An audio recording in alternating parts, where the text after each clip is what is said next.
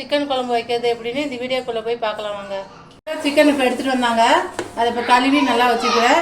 சிம்பிளாக அதை குழம்பு எப்படி வைக்கிறதுன்னு பார்க்கலாம் வாங்க.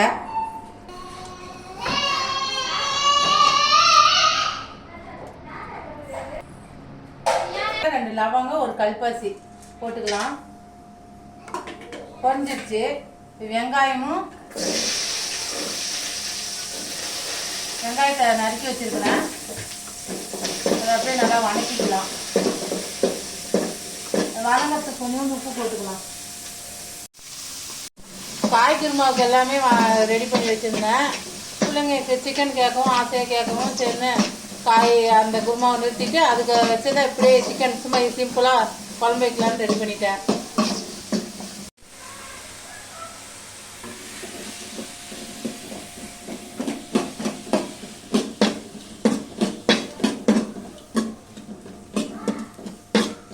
இதுக்கு எதுவும் நம்ம மசாலாலாம் அதிகம் போட போகிறதில்ல. அதனால் இந்த தக்காளி வெங்காயத்தெல்லாம் குழம்புல இருந்தால் எடுத்து வச்சுருவாங்க.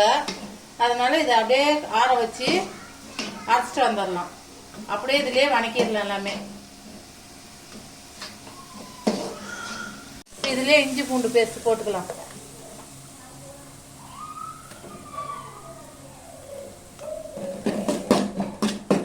சுருங்கிடுச்சு. இப்போ கொத்தமல்லி தூள், மிளகாய் தூள், மஞ்சள் தூள், வேற எந்த மசாலாவும் நான் போடல.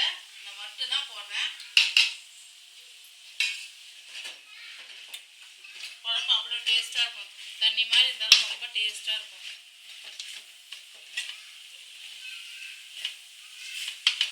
இப்போ அதையும் அரைச்சிட்டு வந்துடலாம்.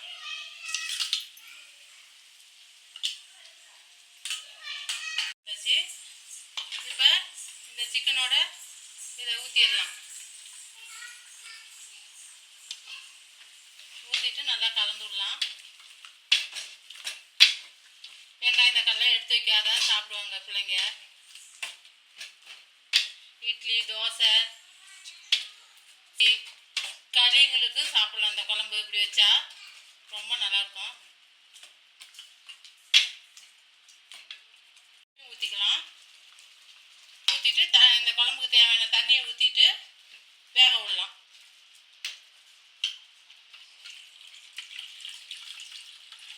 குழம்புக்கு தேவையான தண்ணியை நான் ஊற்றுறேன். குழம்பு பாருங்கள், தண்ணி மாதிரி தான் இருக்கணும். இப்படி பாருங்கள், தண்ணி மாதிரி தான் இருக்கணும் அந்த குழம்பு. கொஞ்சமாக சோம்பு, இதுக்கு அதிகம் சோம்பு போடக்கூடாது. கொஞ்சமாக சோம்பு போட்டு இப்போ அரைச்சிட்டு வந்துடலாம். ஒரு பேஸ்ட்டு சோம்பு பேஸ்ட் அரைச்சிட்டு வந்துடுச்சு. சிக்கன் வந்துடுச்சு. இப்போ கொத்தமல்லி தூள் போட்டு இறக்கிடலாம்.